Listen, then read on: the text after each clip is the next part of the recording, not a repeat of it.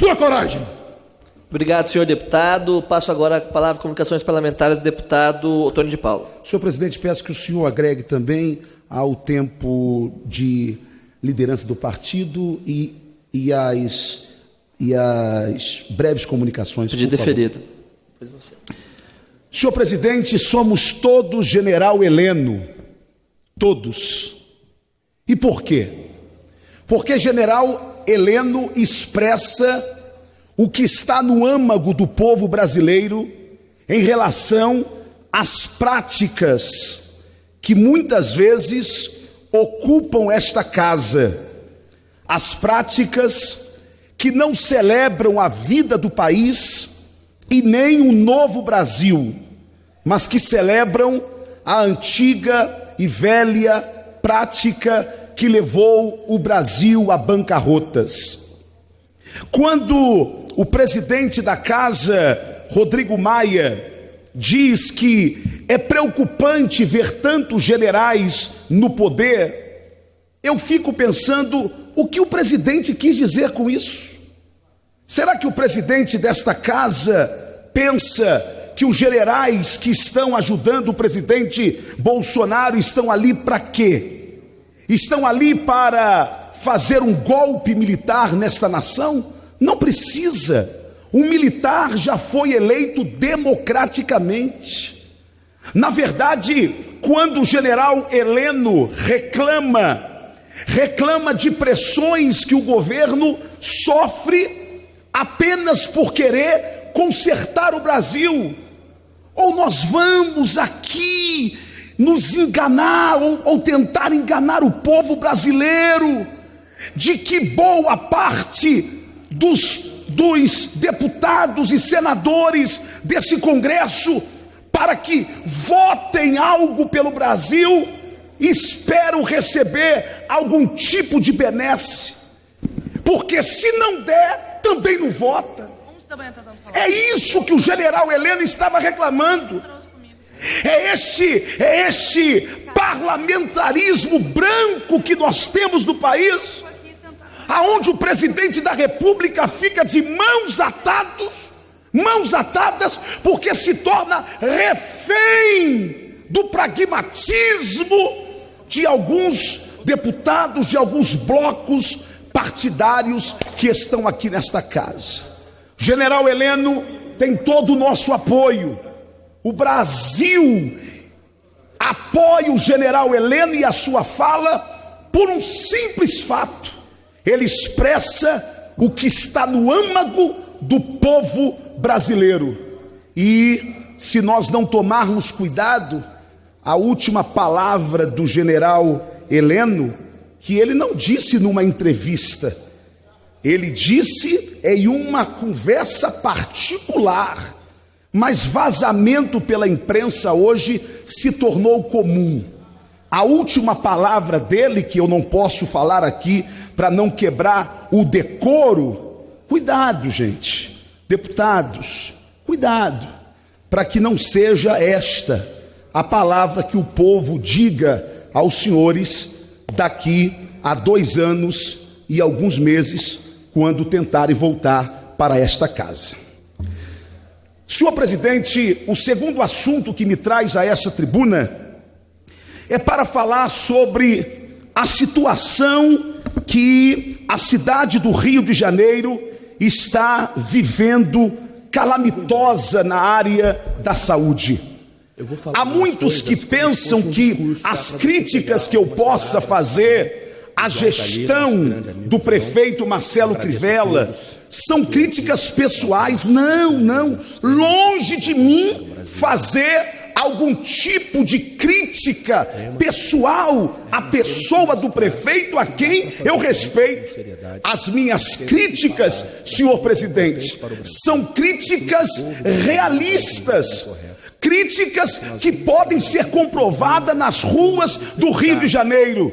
Esta semana, alguns funcionários da prefeitura e de OSs ligadas à prefeitura até então me ligaram desesperados, alguns desses funcionários ligaram para o meu gabinete, ligaram para o meu WhatsApp, falando sobre um problema que está ocorrendo no Centro Municipal de Saúde Américo Veloso, em Ramos. Só para vocês terem uma ideia, todos os funcionários foram demitidos.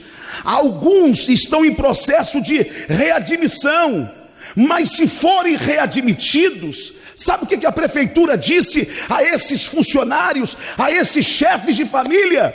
É para ganhar metade do que ganhava, e se quiser fica, se não quiser sai. Senhor presidente, senhores deputados, isto é um absurdo. Por exemplo, a equipe da farmácia, os administrativos, os técnicos de enfermagem, a equipe de saúde bucal não serão recontratados. E o Centro Municipal de Saúde Américo Veloso, que atende milhares de pessoas ali na Praia de Ramos, vai ficar ao léu. Está havendo uma verdadeira quebradeira na saúde do Rio. E o que a prefeitura alega? Alega que não tem dinheiro.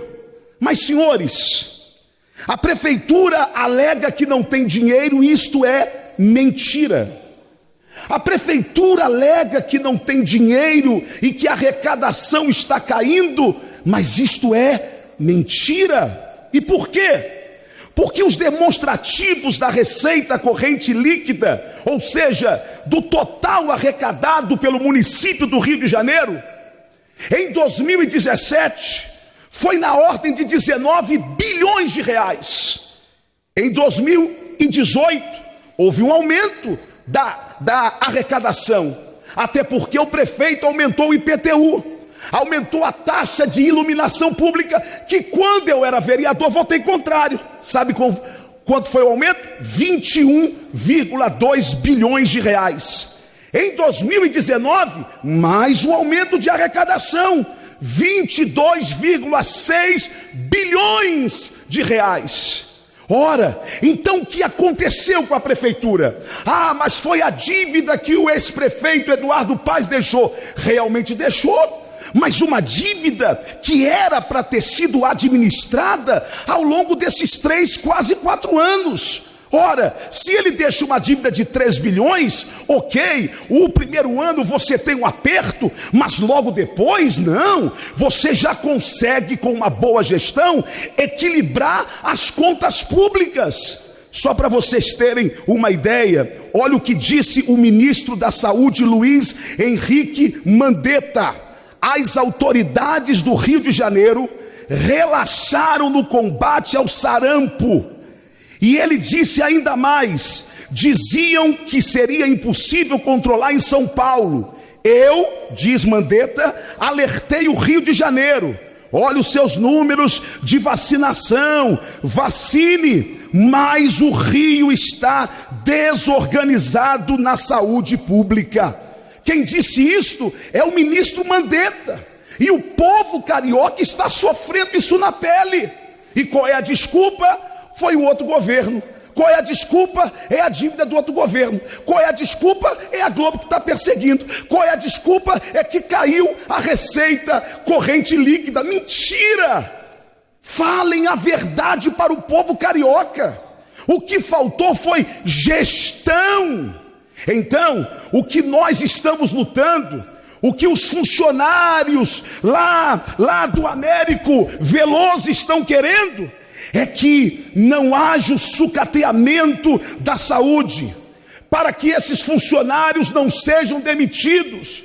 Afinal de contas, demitir 5 mil e só recontratar a metade, eu pergunto, se com os 5 a saúde já está como está, imagina com a metade, e ganhando a metade do que ganhava. Isto é lamentável. Senhor presidente, o último assunto que eu quero tratar aqui, ou o penúltimo assunto, Olavo de Carvalho disse: quando um comunista acusa seus inimigos de algum crime, investigue e acabará descobrindo, em 99% dos casos, que quem cometeu o crime foi ele mesmo. Senhor presidente, a cara de pau, o teatro montado pela esquerda, deputado Gutenberg Reis, do caso do ex-capitão Adriano da Nóbrega é surreal. É como se a família Bolsonaro tivesse ido lá na Bahia e atirado no cara. Só que quem matou o Adriano foi a polícia do PT, foi a polícia de Rui Costa. Eles que mataram o homem. Aliás, sabe o que o governo da Bahia disse? Diz que não é possível afirmar se Adriano foi torturado. Atenção, foram quebradas 7 costelas dele. Ele recebeu coronhada na cabeça, queimadura com ferro quente no peito, 2 tiros a queima-roupa, um na garganta de baixo para cima e outro no tórax, que perfurou o coração e os pulmões.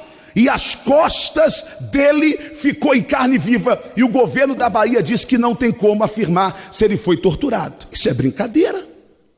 Portanto, a esquerda ela manipula as informações de tal forma que a imprensa progressista e esquerdista abraça esta informação. E por que a imprensa faz isso? Porque acabou a mamata, acabou a tetinha, acabou o dinheiro fácil.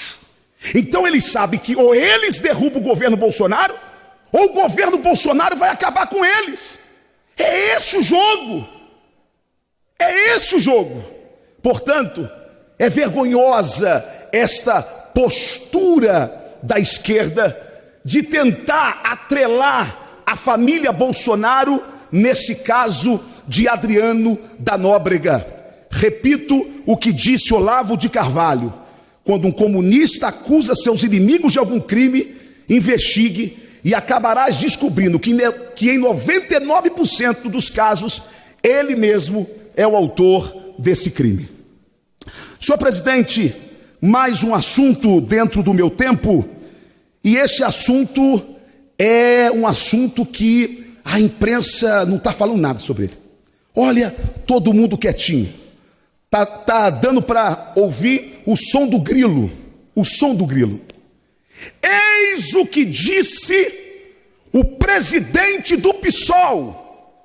Atenção! O presidente do PSOL, Juliano Medeiros, em entrevista à Rádio Bandeirantes, por ocasião da morte do ex-capitão Adriano da Nóbrega, ele disse ao programa Faixa Livre da Bandeirantes: atenção, é um factoide. Quem disse isso foi Juliano Medeiros, presidente do PSOL. É um factoide a vinculação automática do clã Bolsonaro ao assassinato da vereadora Marielle Franco. Presidente, a verdade ela triunfa. E a verdade é tão boa que às vezes ela escapa da boca. Ela tem vida própria.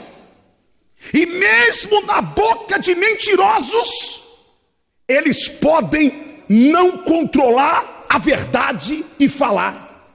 O presidente do PSOL, e a imprensa está calada, disse que fazer uma ilação, ou seja, tentar associar a vinculação automática, a família Bolsonaro, a morte de Marielle, Juliano Medeiros disse: isto é um factoide.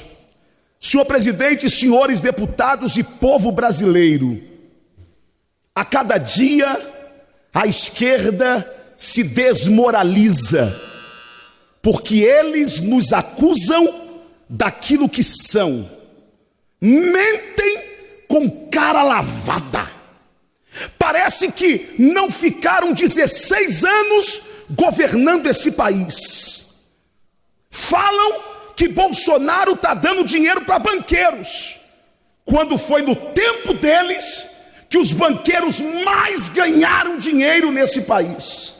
Mas esse é o show da esquerda.